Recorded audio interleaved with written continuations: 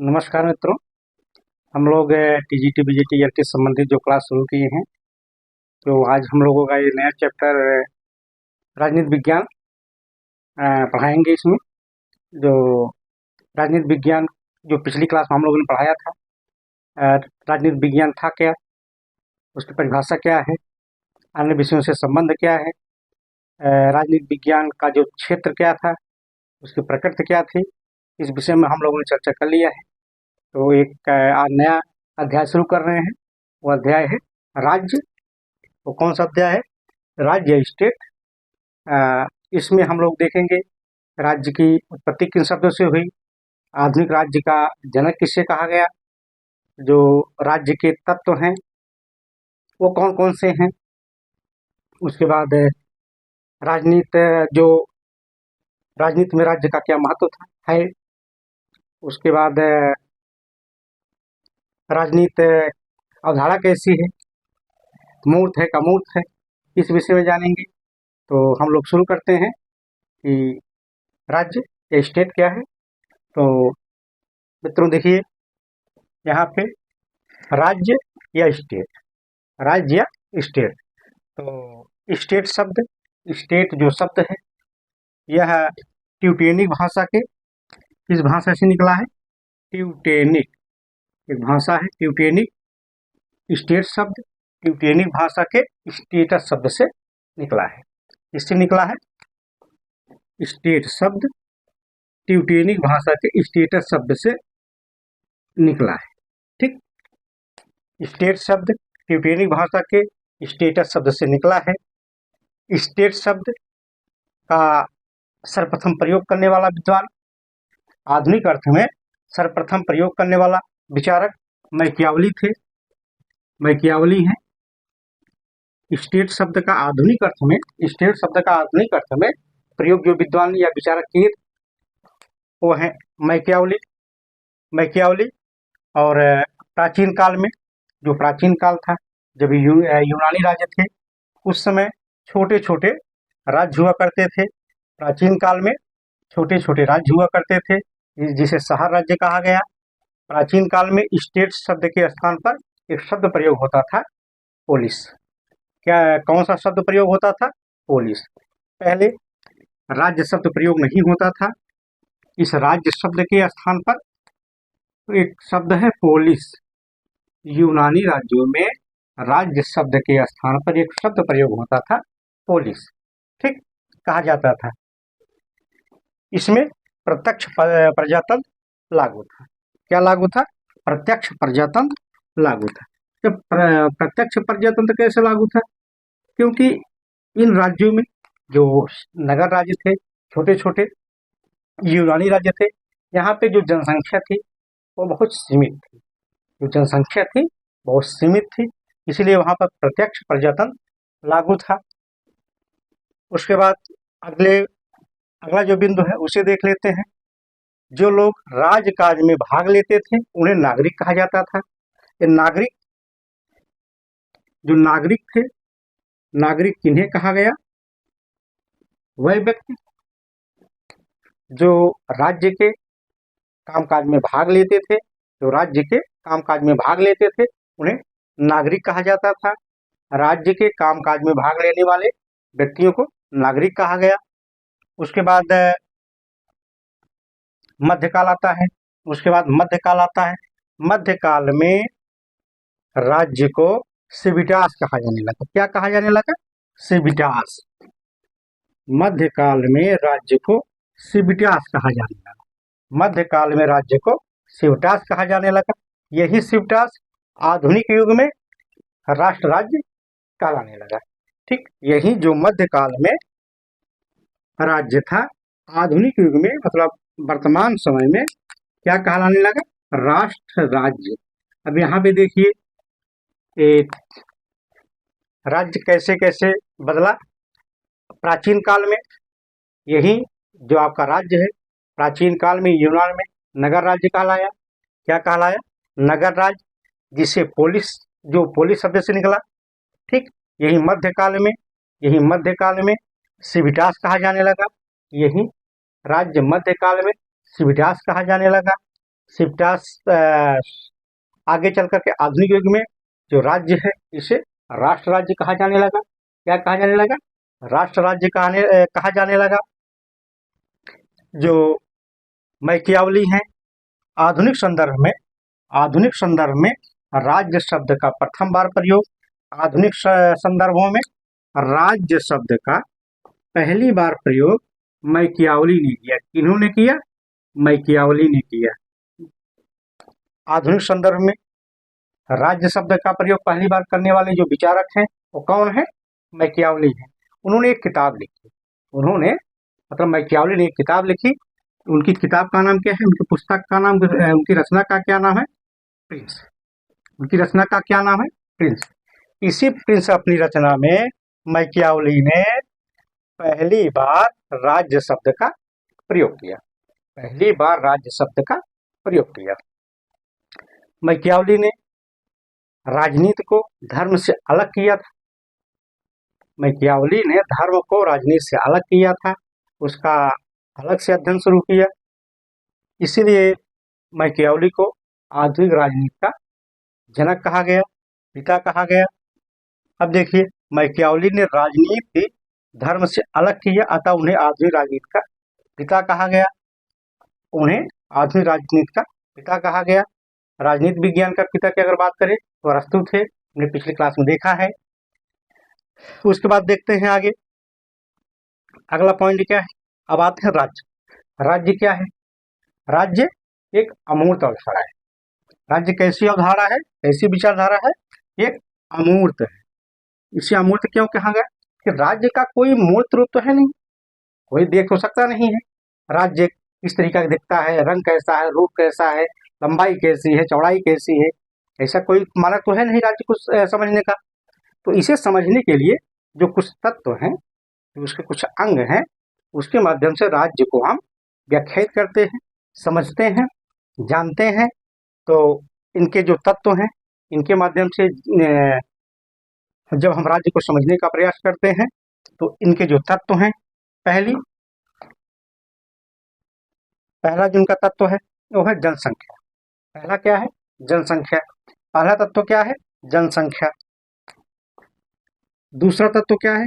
भूभाग, मतलब जो धरती है, जो पृथ्वी है। तीसरा क्या है? सरकार है। क्या है? सरकार है। चौथा क्या है? संप्रभुता है।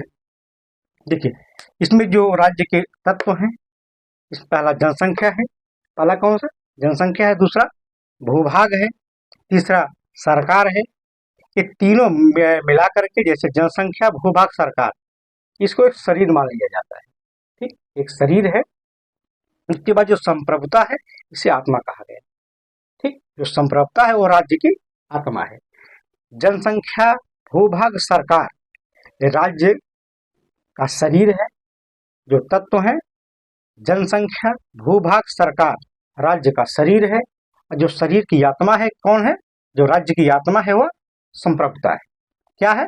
संप्रभुता है। अर्थात राज्य के 4 तत्व हैं। राज्य के कितने तत्व हैं? राज्य के 4 तत्व हैं। पहला जनसंख्या, दूसरा भूभाग, तीसरा सरकार और चौथा संप्रभुता। राज्य कैसी अवधारणा है? राज्य अमूर्त अवधारणा है। राज्य अमूर्त अवधारणा है। इसीलिए राज्य को समझने के लिए हमें कुछ तत्वों की जो आवश्यकता थी, विद्वानों ने उनमें 4 तत्वों की बात की। पहली जनसंख्या, दूसरा भूभाग, तीसरा सरकार और चौथा संप्रभुता। अगला पॉइंट देखते हैं। अगर हम जनसंख्या की बात करें तो जनसंख्या में प्लेटो ने कहा, एक राज्य की जनसंख्या, अगर एक राज्य की जनसंख्या की हम बात की जाए तो जनसंख्या में एक राज्य की जनसंख्या, उचित जनसंख्या कितनी होनी चाहिए, विभिन्न विद्वानों ने अपने अपने हिसाब से इसकी संख्या बताई।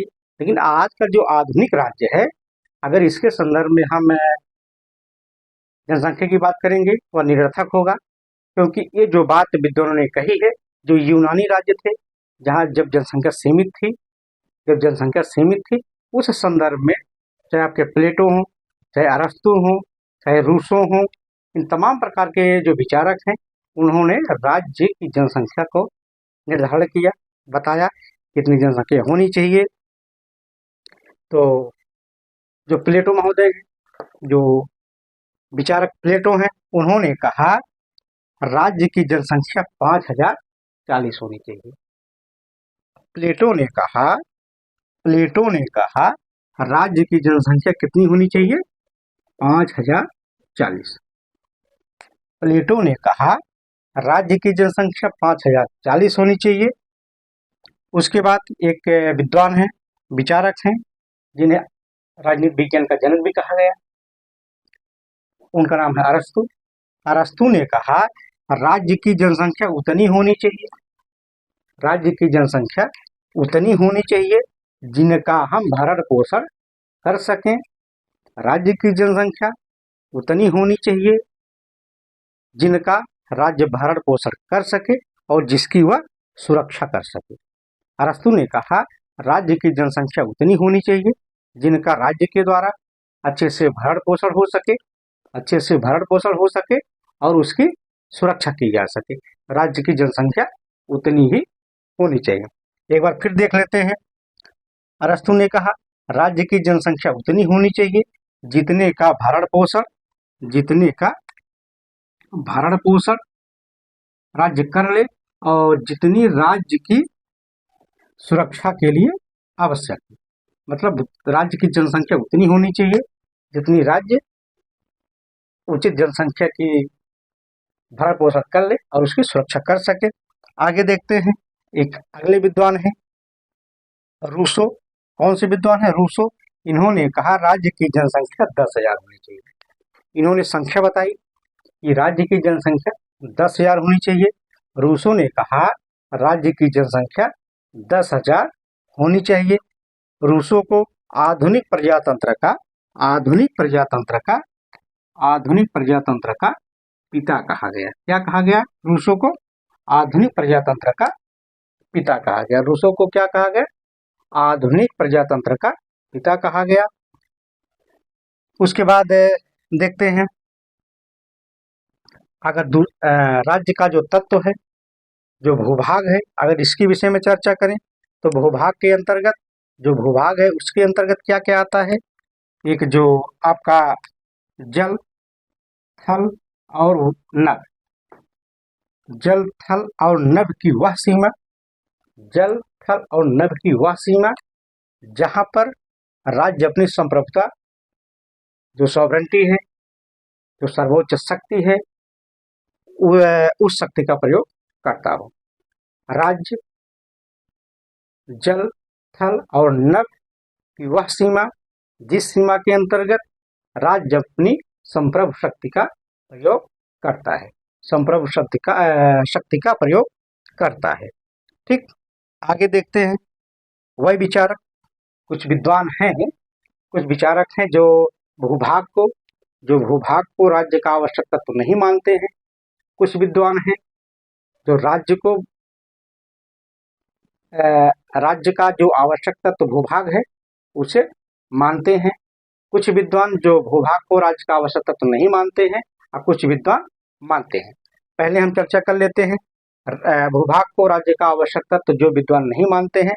उनमें अगर विद्वान की बात करें, वह विचारक जो भूभाग को राज्य का आवश्यक तत्व नहीं मानते हैं, उनको हम देख लेते हैं कौन कौन से विचारक हैं जो राज्य के आवश्यक तत्व के रूप में भूभाग को नहीं मानते। उनमें पहले विचारक बात करें, एक विद्वान है सीले। क्या नाम है इनका? सीले। दूसरे विद्वान है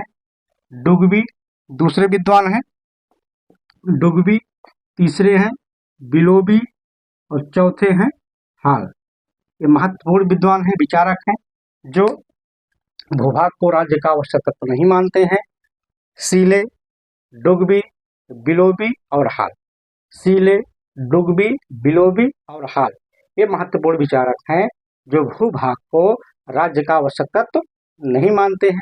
अब आगे देख लेते हैं, वह विचारक जो भूभाग को राज्य का आवश्यक तत्व मानते हैं, वह विचारक जो राज्य का जो भूभाग है जो आवश्यक तत्व मानते हैं, उनमें अगर हम बात करें तो विचारक एक सिजविक है।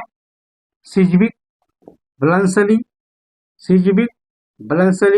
बेवर, गार्नर और गैटे, ये जो विचारक हैं सिजविक, ब्लंसली, वेबर, गार्नर, गैटिल। फिर देख लेते हैं, थोड़ा याद करने में आसानी रहेगी, कई बार रिपीट करने से अच्छे से तैयार हो जाता है।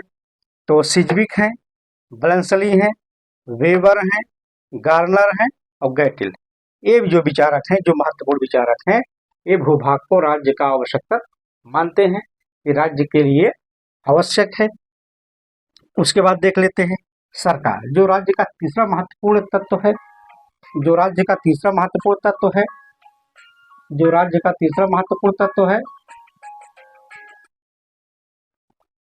उनमें सरकार सरकार राज्य की इच्छा को व्यक्त करने वाला यंत्र है। सरकार क्या है? राज्य की इच्छा को व्यक्त करने वाला तत्व है। ठीक, जो सरकार है राज्य की इच्छा को व्यक्त करने वाला यंत्र है। अगर यंत्र कैसे है? जैसे राज्य तो अमूर्त है, एक अमूर्त है, वो तो उसका कोई रूप रंग कोई है नहीं। तो राज्य अगर कुछ करेगा, तो जैसे उत्तर प्रदेश एक राज्य है, उत्तर प्रदेश एक राज्य है, तो यहाँ पे एक सरकार है। जैसे इस समय योगी आदित्यनाथ जी की सरकार है, तो जो आदेश जो कुछ भी देंगे वही करते हैं। ठीक, इसीलिए सरकार को राज्य को व्यक्त करने वाला एक यंत्र कहा गया। ठीक, आगे देखते हैं, राजतंत्री जो सरकार है ये कितने प्रकार की है? ये 3 प्रकार की होती है। अगर हम सरकार की बात करें, सरकार कितने प्रकार की है? ये महत्वपूर्ण 3 प्रकार की है। पहला राजतंत्री सरकार, पहला राजतंत्री सरकार जिसके माध्यम से जनता के ऊपर शासन किया जाता है, राजतंत्री सरकार जिनके माध्यम से हम राजा जनता के ऊपर शासन करता है, दूसरा कुलीन तंत्री सरकार और तीसरा प्रजातंत्री सरकार। तो एक मिनट रुकिए।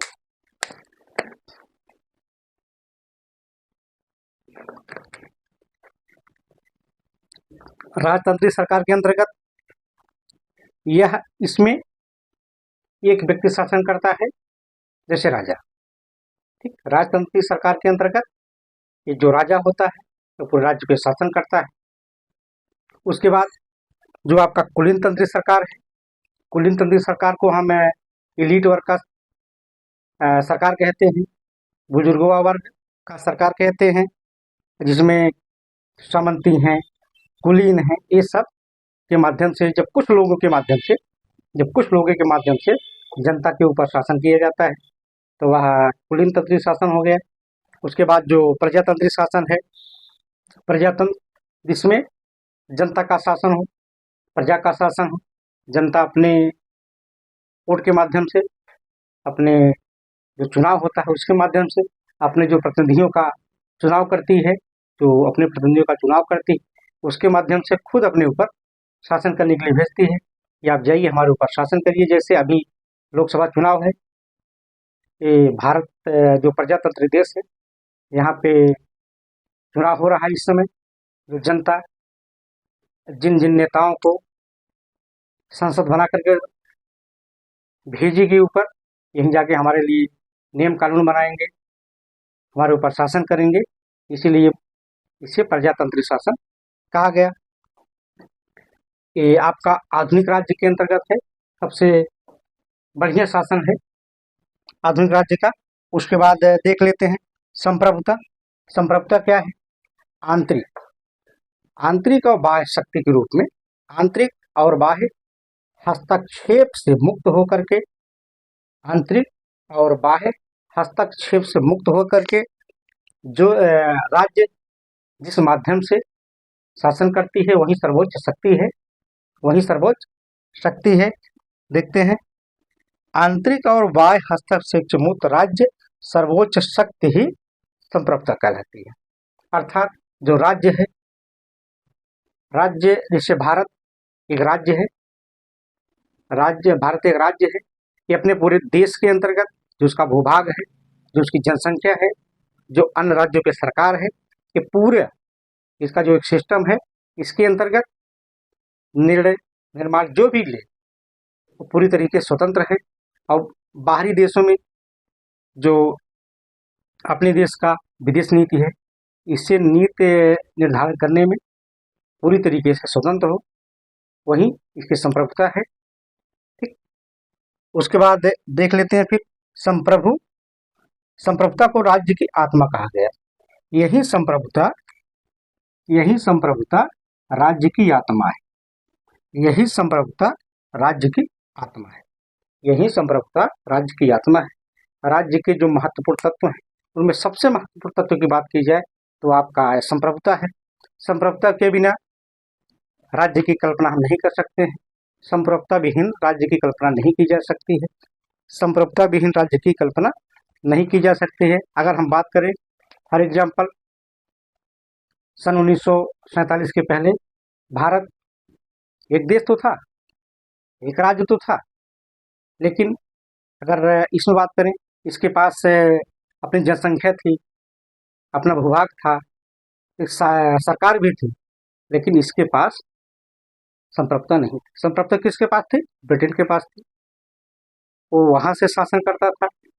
मतलब हमारे देश की जो भूभाग पे जनसंख्या रह रही है, इसके ऊपर ब्रिटिश शासन करती थी।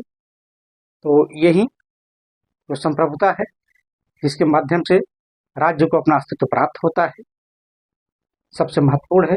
संप्रभुता को राज्य का आत्मा कहा गया है। संप्रभुता राज्य की आत्मा है। संप्रभुता के बिना राज्य की कल्पना हम नहीं कर सकते हैं। एक बार हम लोग रिविजन कर लेते हैं, थोड़ा देख लेते हैं, थोड़ा पढ़ने में आसानी होगी, याद करने में। तो पहला पॉइंट क्या है, पहला बिंदु क्या है? स्टेट शब्द। जो स्टेट शब्द है, ट्यूटोनिक भाषा के स्टेटस शब्द से निकला है। किससे निकला है? ट्यूटोनिक भाषा के स्टेटस शब्द से निकला है। प्रश्न पूछा जाता है कि स्टेट शब्द किस भाषा से निकला है? ट्यूटोनिक भाषा से निकला है। स्टेट शब्द का प्रयोग करने वाला पहला आधुनिक विचारक मैकियावली है। स्टेट शब्द का प्रयोग करने वाला पहला आधुनिक विचारक मैकियावली है। प्राचीन काल में स्टेट शब्द के स्थान पर एक पोलिस है, पोलिस शब्द का प्रयोग होता था। पोलिस शब्द का प्रयोग होता था। इसका क्या अर्थ? नगर राज्य, शहर राज्य। प्राचीन यूनान में, अगला बिंदु देखते हैं, प्राचीन यूनान में छोटे छोटे नगर राज्यों को पोलिस कहा जाता था। छोटे छोटे राज्यों को पोलिस कहा जाता था। इसमें प्रत्यक्ष प्रजातंत्र लागू था। उसके बाद जो लोग कामकाज में राज्य के कामकाज में भाग लेते थे, उन्हें नागरिक कहा गया। उसके बाद अगला बिंदु देख लेते हैं, मध्यकाल आता है। मध्यकाल में राज्य शब्द का पहली बार प्रयोग करने वाला जो विचारक है वह मैकियावली है। उन्होंने अपनी एक पुस्तक लिखी, प्रिंस, उसी में इसका उल्लेख किया उन्होंने। उसके बाद देख लेते हैं, मैकियावली ने राजनीति को धर्म से अलग किया और उन्हें आधुनिक राजनीति का पिता कहा जाने लगा। ठीक, अगला बिंदु देख लेते हैं, राज्य के तत्व। राज्य क्या है? राज्य एक अमूर्त अवधारणा है। राज्य क्या है? एक अमूर्त अवधारणा है। इसे हम समझने के लिए कुछ इसके जो तत्व हैं उसे अब देख लेते हैं। राज्य के जो तत्व हैं, राज्य के 4 महत्वपूर्ण तत्व हैं। कितने तत्व हैं पूछा जाता है, राज्य के कितने तत्व हैं? इसके 4 तत्व हैं। पहला तत्व क्या है? जनसंख्या है। दूसरा तत्व क्या है? भूभाग है। तीसरा तत्व क्या है? सरकार है। चौथा तत्व क्या है? संप्रभुता है। जो आपका जनसंख्या, भूभाग, सरकार, तीनों को हम एक शरीर के रूप में रखते हैं, इसको शरीर मानते हैं। लेकिन जो आपका जनसंख्या संप्रभुता है, संप्रभुता राज्य की आत्मा है। ठीक, बिना संप्रभुता के राज्य की कल्पना नहीं कर सकते हैं। अब देखते हैं राज्य। अब जनसंख्या, पहला पॉइंट इसकी चर्चा कर लेते हैं। जनसंख्या में क्या है? जनसंख्या की बात करते हुए प्लेटो कहते हैं, जनसंख्या की चर्चा करते हुए प्लेटो कहते हैं कि राज्य की जनसंख्या 5040 होनी चाहिए। प्लेटो ने कहा राज्य की जनसंख्या 5040 होनी चाहिए। उसके बाद अगले विद्वान हैं अरस्तु। अरस्तु ने कहा राज्य की जनसंख्या उतनी होनी चाहिए जिनका भरण पोषण आसानी से हो सके और राज्य उसकी सुरक्षा कर सके। अरस्तु ने कहा राज्य की जनसंख्या उतनी होनी चाहिए, राज्य की जनसंख्या उतनी होनी चाहिए जितने का राज्य अच्छे से भरण पोषण कर सके और उसकी सुरक्षा कर सके। ठीक, ये इनका वक्तव्य है। उसके बाद हम रूसो की बात कर लेते हैं। रूसो ने कहा कि राज्य की जनसंख्या 10,000 होनी चाहिए। रूसो ने कहा राज्य की जनसंख्या 10,000 होनी चाहिए। रूसो को आधुनिक प्रजातंत्र का पिता कहा गया। रूसो को आधुनिक प्रजातंत्र का पिता कहा जाता है। रूसो को आधुनिक प्रजातंत्र का पिता कहा जाता है। फिर अगला बिंदु देख लेते हैं, इसका जो भूभाग है, भूभाग के अंतर्गत जल, थल और नभ, जल, थल और नभ की वह सीमा जिसमें राज्य अपनी संप्रभु शक्ति का प्रयोग करता है। ठीक, जैसे जल है और थल है और उसके ऊपर जो नभ है, आकाश है, जो उसकी सीमा के अंतर्गत आता है, जहाँ पे राज्य अपनी संप्रभु शक्ति का प्रयोग करता है, वही भूभाग राज्य के अंतर्गत आता है। उसके बाद देखते हैं इसी में वही विचारक, कुछ विचारक ऐसे हैं जो भूभाग को राज्य का आवश्यक तत्व नहीं मानते हैं। जो वही विचारक जो भूभाग को राज्य का आवश्यक तत्व नहीं मानते हैं, उनके अंतर्गत जो विद्वान है, महत्वपूर्ण विद्वान है, एक विद्वान सीले हैं, दूसरे डुगबी हैं, तीसरे बिलोबी हैं, चौथे हाल है। ये महत्वपूर्ण विद्वान है जो भूभाग को राज्य का आवश्यक तत्व नहीं मानते हैं। वह विचारक, और इसमें दूसरा पॉइंट देख लेते हैं, वह विचारक जो भूभाग को राज्य का आवश्यक तत्व मानते हैं, वह विचारक जो भूभाग को राज्य का आवश्यक तत्व मानते हैं, उनके अंतर्गत जो महत्वपूर्ण विद्वान है उनमें सिजविक है, उसके बाद ब्लैंसली है, उसके बाद वेवर है, उसके बाद गार्नर है, उसके बाद गैटिल है। कौन कौन से विद्वान हैं?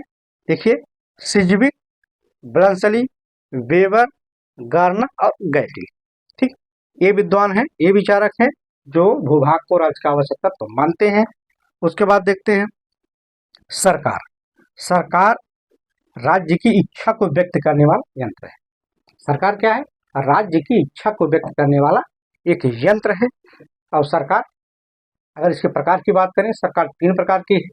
एक राजतंत्री सरकार है, एक राज्यतंत्री सरकार है, जिसमें एक राजा के माध्यम से जनता पर शासन किया जाता है, राज्य पर शासन किया जाता है। दूसरा कुलीनतंत्री सरकार, जिसमें कुछ लोगों द्वारा सामंती व्यवस्था, बुजुर्गों वर्ग द्वारा जो जनता पे या राज्य पे शासन किया जाता है, उसे कुलीनतंत्री सरकार कहा जाता है। उसके बाद जो प्रजातंत्री सरकार है, प्रजातंत्री शासन है, जो आधुनिक राज्य है, ठीक, जिसमें जनता द्वारा अपने जो प्रतिनिधि चुने जाते हैं उसके माध्यम से शासन किया जाता है, वह प्रजातंत्री शासन है। तो मित्रों, हम लोगों ने यहाँ तक देखा, बार बार रिपीट करने का मतलब यही होता है, हम लोगों को याद करने में थोड़ा आसानी हो जाएगी। ठीक, बार बार रिवीजन करने से थोड़ा आसानी हो जाएगी। और तो मित्रों, अगली क्लास में हम लोग फिर मिलते हैं, लेकिन इसका जो हम लोग ये प्रयास कर रहे हैं, थोड़ा हमारे चैनल को मोटिवेट कर दीजिएगा, सब्सक्राइब कर दीजिएगा, ताकि हम लोग और ऐसे महत्वपूर्ण वीडियो भेजेंगे, आप तक पहुंचेगा।